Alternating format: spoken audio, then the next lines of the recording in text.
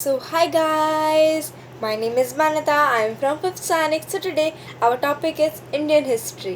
जैसे कि अगर आपको अच्छा नहीं लगता है तो आज मैं आपको पूरा का पूरा इंडियन हिस्ट्री जहाँ तक अभी मैंने आपको वीडियो बना के नहीं पढ़ाया है आज मैं वही पढ़ा दूँगी। आज मैं आई थिंक द मराठास तक मैंने आई थिंक पढ़ा दिया था और मैं अभी दोबारा स्टार्ट करूँगी इंडस वैली सिविलाइजेशन। और आपको जो भी डाउट है आप बिना हिचकिचाए के लिखेंगे चैट बॉक्स में, ओके। एंड ज़रूर लिखेंगे, ये नहीं है कि मतलब समझ में नहीं आया तो आप नहीं लिखेंगे। आपको डर लग रहा है, नहीं, you can't never do this thing in your life, okay. आप चैट बॉक्स में लिखेंगे, मैं आपको डाउट सॉल्व करके वो उसमें चैट बॉक्स में आपको दिखा दूँगी कि ये उनका डाउट है और मैं आज उसे सिखा दूँगी कि क्या उसमें सॉल्व करना है। और ये मैथ्स तो नहीं है, मतलब मुझे सॉल्यूशन करके बताना होगा, ये तो बस समझने की वाली बात है ना। तो बस जो आपको समझ में ना आए वो मुझे पूछ लो और जो समझ में आ गया चैट बॉक्स में लिख दो, yes I learn this chapter, you can make the another video that I have learned that I have doesn't learn, okay। बस ये लिख देना, फिर मैं दूसरा वीडियो बनाती रहूँगी। सो हम स्टार्ट करते हैं इंडस वैली सिविलाइजेशन का। एंशियंट इंडिया का है इंडस वैली सिविलाइजेशन, ओके। तो देन आता है द अर्लीस्ट एक्सकेवेशन। जो अर्लीस्ट एक्सकेवेशन था ना, अर्लीस्ट एक्सकेवेशन, तो अब आई थिंक ठीक हुआ होगा क्योंकि थोड़ा सा स्क्रीन ब्लर हो रहा था। सो जो earliest excavation means digging. The earliest excavation in the Indus valley civilisation were done in Harappa in the West Punjab and Mohenjo-daro in Sindh. Both places are now in Pakistan. Okay, इतना तो आपको याद ही होना चाहिए। I think ये आपने 4th class में पढ़ा होगा, आई थिंक। अगर आपको नहीं पढ़ाया है तो कोई बात नहीं, मैं समझा दूंगी।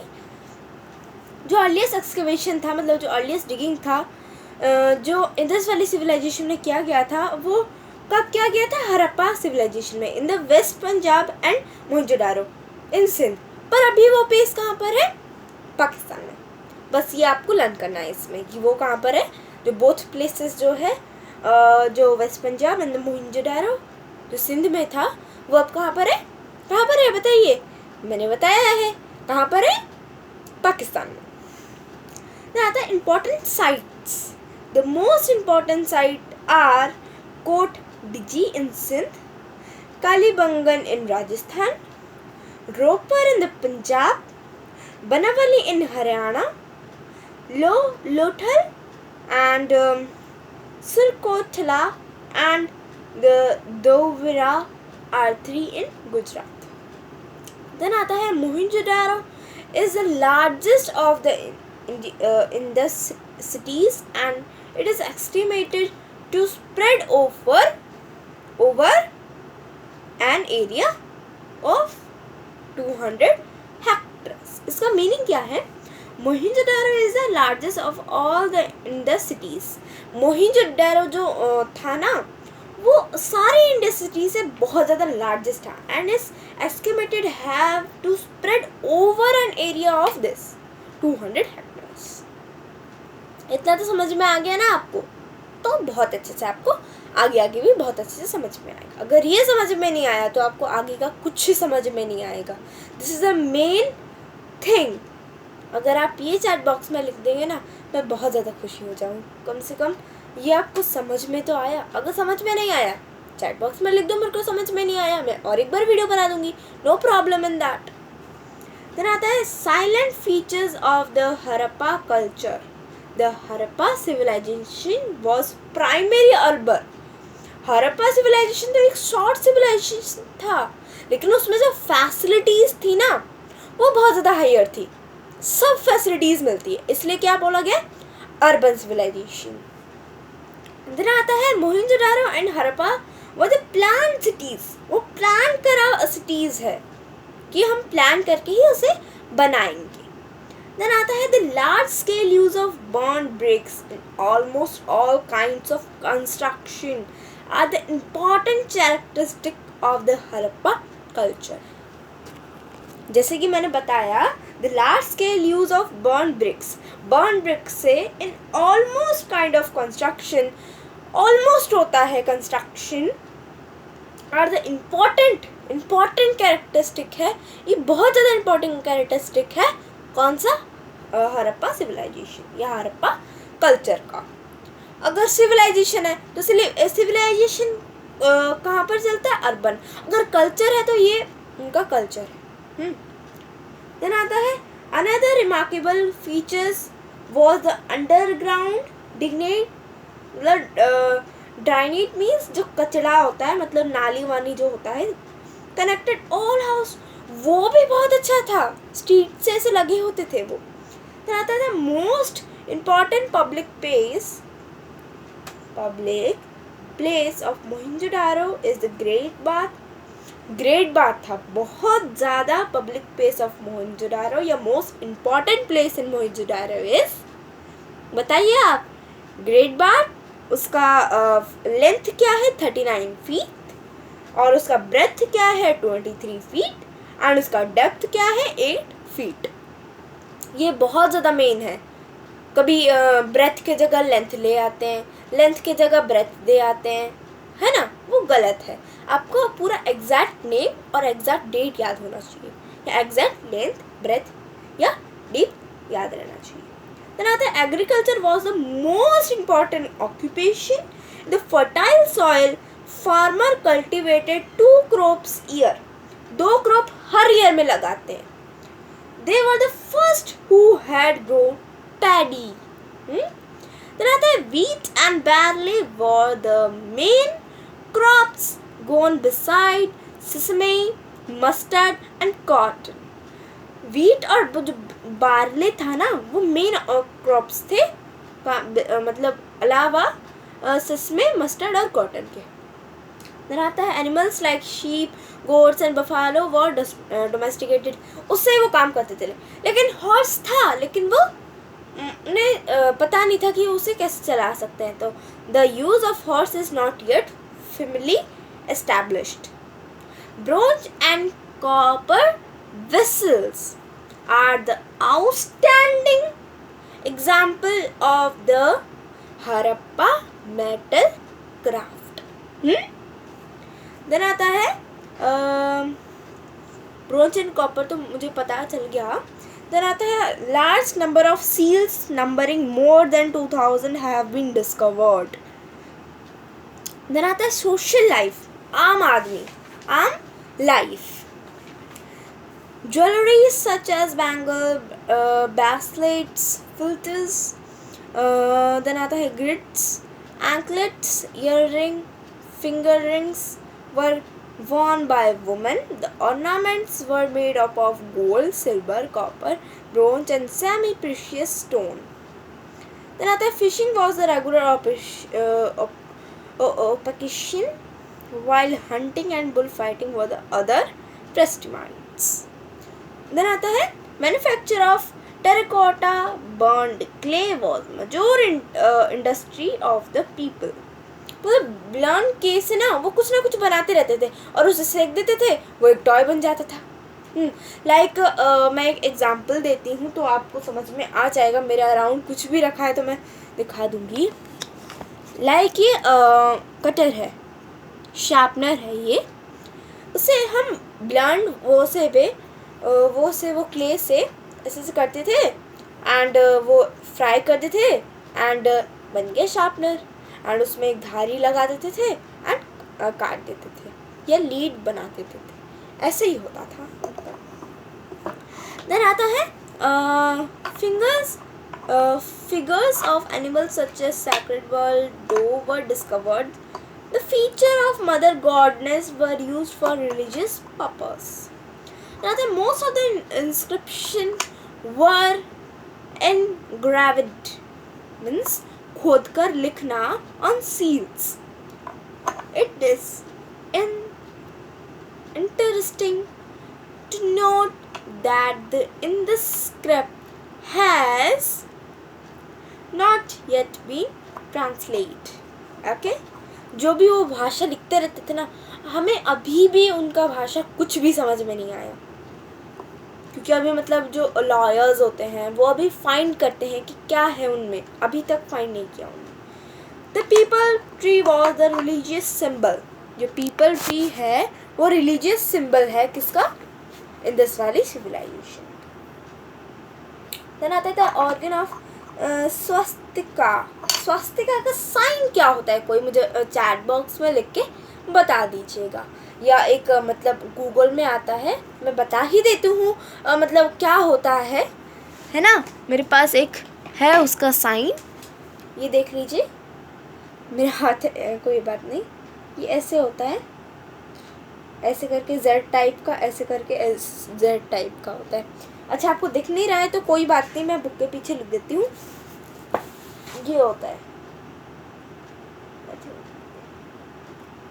ऐसे करके कुछ होता है, ये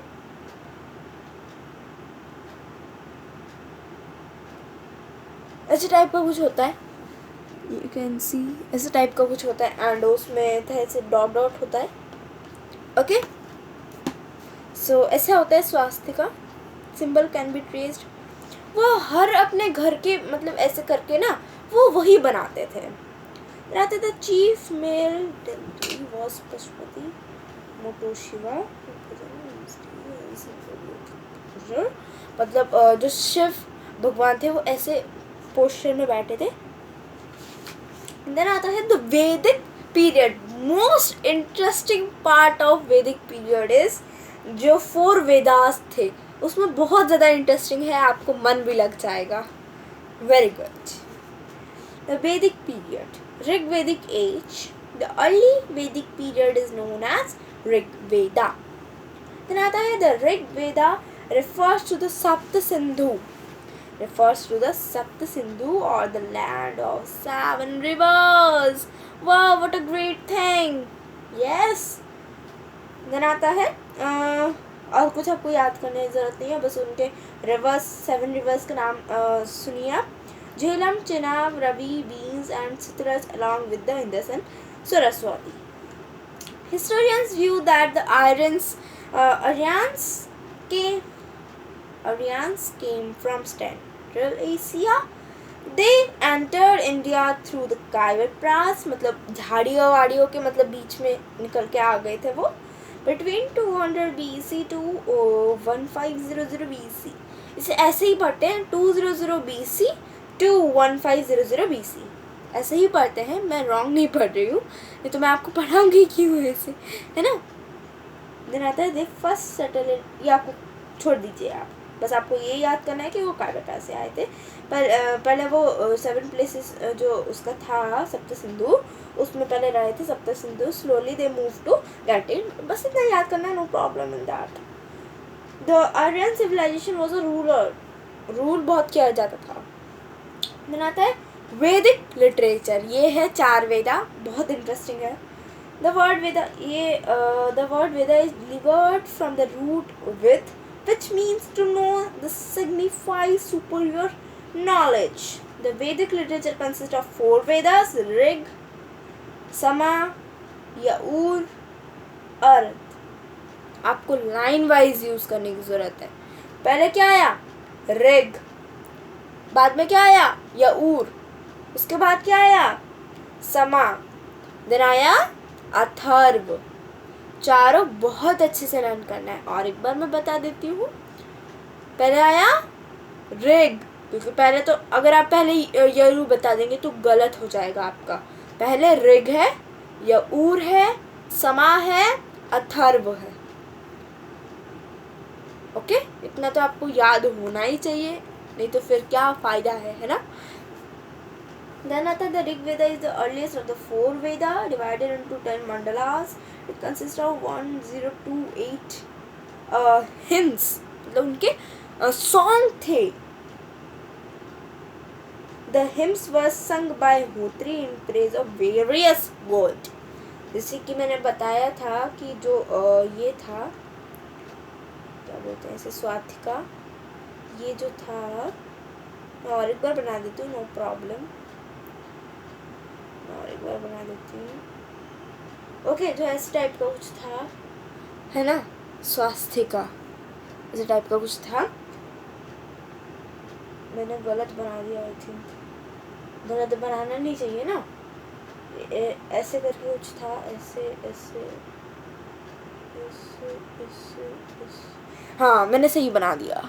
ये आप देख सकते हैं, ये छोटा वाला, ये वाला सही है, और इसमें थोड़ा थोड़ा ऐसे स्टोन पर सा दिखते थे। अब ये बन गया पूरा का पूरा। ओके, वैसे ही बनाते थे। एंड तो उनके जो ये जैसे कि रिलीजियस था, तो वो एक होत्री एक रिलीजियस था, वो वेरियस गॉड में होता है। देन आता है आपका the Rigveda is the earliest of the 4 Vedas. 4 वेदा के अर्लीस्ट है। बताइए बताइए, आप ज़रूर बताइए, मैं बाद में बता दूंगी। आप चैट बॉक्स में ज़रूर लिखिएगा कि आपको अभी तक समझ में आया है कि नहीं आया। Okay, this is my command to you, है ना, क्या आप लिखते नहीं हैं एंड आप देख लेते हैं और बहुत ज़्यादा देखते हैं, लेकिन आप लिखते नहीं हैं। अगर आपको समझ में आ गया है, you right I have learned. Okay, if you doesn't learn and you doesn't know anything about history, you can write I doesn't learn anything. Okay, and आप ये वीडियो देखिए, बहुत enjoy करिए आप। और मैं अभी तक मैं लिटरेचर बस ये वैदिक पीरियड पढ़ाऊँगी। देन मेरा जो नेक्स्ट वीडियो होगा वो होगा जैनिज्म एंड बुद्धिज्म, क्योंकि मैं एक साथ में 1 घंटे का तो नहीं ले सकती ना, हाफ ही मैं पढ़ा सकती हूँ। तो मैं नेक्स्ट वीडियो तुरंत करूँगी, not any gap in that. Then आता है the Atharvaveda consists of detail of rituals.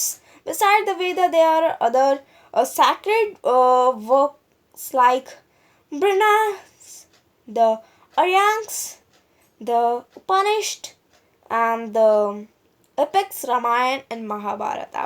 आपने तो सुना ही होगा, बहुत ज़्यादा पॉपुलर है ये रामायण एंड महाभारत। राम कौन थे? दशरथ के पुत्र। अच्छा, अब कृष्ण कौन थे? देवकी या नंदन के पुत्र। ये तो आपको बहुत अच्छे से याद होना चाहिए। देन आता है पॉलिटिकल ऑर्गेनाइजेशन। बस मैं इतना तो पढ़ा दूंगी, देन फिर मैं नेक्स्ट वीडियो में आपको बता दूंगी। ओनली 20 मिनट्स का मैं वीडियो बनाऊंगी। During this period the kingdom was tribal and characters, each separate kingdom. The basic unit of political organization was kula or family. The highest political unit was jana or tribe. There were several tribes kingdom during the Rig period, like the Bharats, Manthyas, Yadus, and Purush. The head of the kingdom was the king or Rajan. King या Rajan उन्हें बोलते थे। बस इतना ही इसमें है। There were 2 popular bodies. Okay, I think उसमें सभा एंड समिति होगा। सभा एंड समिति बहुत इम्पोर्टेंट है। द फॉर्मर मतलब जो सभा है उसका मीनिंग क्या है? To have been council of elders. Elder की काउंसिल होनी चाहिए, छोटे बच्चों की काउंसिल नहीं होनी चाहिए। और जो सेकेंड आता है समिति, the latter the general assembly of entire people, सबकी होनी चाहिए। बस अभी अगर मैं सोशल लाइफ भी हो जाए तो मैं पढ़ा देती हूँ, no problem. Family was the basic of the society, the head of the family known as grihapati. Then आता है economic condition, the Rig Aryans was the pastoral people and their main occupation was cattling rearing. Their wealth was estimated in term of cattle, जितने cattle होंगे उतने आपका wealth है। Carpentry was the another important professional. Then आता है the religion. Okay, religion means जो उनका जो रिलीजन था, जैसे कि हम धर्म है तो उसे हम रिलीजन बोल देते हैं। देन आता है रिलीजन में मैं नेक्स्ट वीडियो आई थिंक बना दूंगी ये रिलीजन का, क्योंकि बहुत बड़ा है ये, तो रिलीजन का मैं नेक्स्ट वीडियो बनाऊंगी। If you like my video please like subscribe to my channel Manyata Das. I am waiting for a lovely comments. So take care and bye bye. Be safe. Take care. All of you. Bye.